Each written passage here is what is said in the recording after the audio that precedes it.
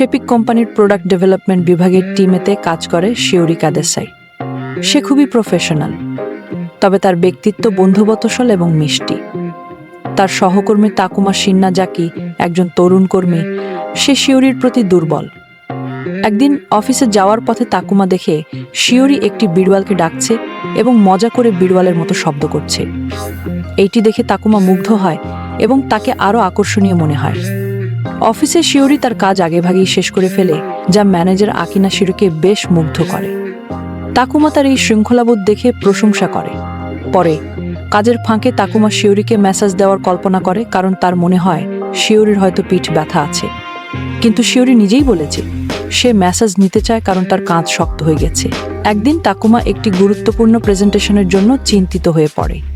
শিওরি তাকে উৎসাহ দেয় এবং বলে, তুমি ঠিকঠাক পারবে, দুশ্চিন্তা করো না। এতে তাকুমা অবাক হয়ে যায়, কারণ শিওরি যেন তাকেও পছন্দ করে।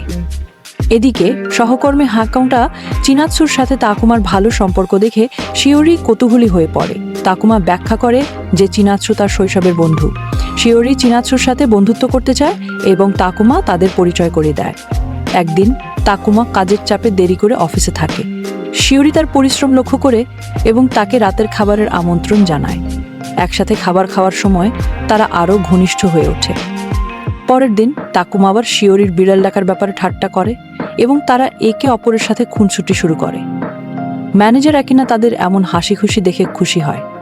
আকিনা তাদের দুজনকে একটি নতুন রেস্তোরাঁ সন্ধান করতে পাঠায়, যা কোম্পানির জন্য ভালো হতে পারে। তারা বিনা দ্বিধায় রাজি হয়, কারণ কাজের পর ফ্রি ডিনার কান্না ভালো লাগে। রেস্টুরেন্টে আকিনা হাকাউটা এবং তাকুমার শৈশবের বন্ধুত্ব দেখে মনে করে যে চিনাৎসু তাকুমাকে পছন্দ করবে, কিন্তু চিনাৎসু এটি জোরালোভাবে অস্বীকার করে। আকিনা অবশেষে শিওরি ও তাকুমার জন্য একটি বিশেষ কাপল রেস্টুরেন্টের টেবিল রিজার্ভ করে। একদিন বৃষ্টি নামলে শিওরির কাছে ছাতা থাকে না। তাকুমা তার ছাতা ভাগ করে নিয়ে একসাথে হেঁটে যাওয়ার সময় তাকুমা কথা বলার চেষ্টা করে, কিন্তু শিওরি বলে নীরবতাও আরামদায়ক হতে পারে। একদিন তাকুমা অসুস্থ হয়ে পড়লে শিওরি অফিসের পর তার বাসায় গিয়ে তাকে দেখাশোনা করে এবং রান্না করে। কৃতজ্ঞতা স্বরূপ তাকুমা চিনাথুর পরামর্শে শিওরির জন্য একটি সুন্দর অপ্রাণ উপহার হিসেবে কেনে। শিওরি উপহারটি পেয়ে খুশি হয় এবং বলে, এটি কি মানে, আমি আবার তোমার বাসায় আসতে পারি? ক্রিসমাসের আগে তারা একটি দোকানে লাউঞ্জার দেখে এবং একে অপরের জন্য উপহার কেনার কথা ভাবে।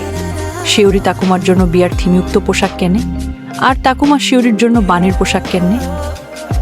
অফিস পার্টির শেষে তারা একসাথে বসার পথে হাঁটে। শিওরি তাকুমাকে জিজ্ঞাসা করে, তোমার ক্রিসমাসের কোনো প্ল্যান আছে? যখন সে বলে না, শিওরি একসাথে কোথাও যাওয়ার প্রস্তাব দেয়। তারা উপহার বিনিময় করে এবং নম্বর শেয়ার করে। নতুন বছরের দিনে তাকুমার বোন ও দাদা শিওরির ব্যাপারে খুবই আগ্রহী হয়ে ওঠে এবং ভাবে তারা সত্যিই একে অপরকে পছন্দ করে কিনা। সে তাকুমার ফোন নিয়ে শিওরিকে একটি টেক্সট পাঠায়, আমি তোমাকে মিস করছি, তোমার একটা ছবি চাই। তাকুমা যখন এটা আবিষ্কার করে তখন সে আতঙ্কিত হয়ে পড়ে এবং শিওরিকে ব্যাখ্যা করে যে তার বোন এটা করেছে। শিওরি মুচকি হাসে এবং বললে, তুমি কি সত্যিই আমার ছবি চাও না? তাকুমা লজ্জা পেয়ে যায়। এরপর শিওরি নিজেই বললে, চলো একসাথে একটা ছবি তুললি। কিছুদিন পর তারা আবার কাজের চাপে ডুবে যায়, কিন্তু তাকুমা ও শিওরির মধ্যে সম্পর্ক আগের চেয়ে আরো গভীর হয়। ম্যানেজার আকিনা গোপনে তাদের ছবি তুলবে। এখনো গল্প শেষ হয়নি।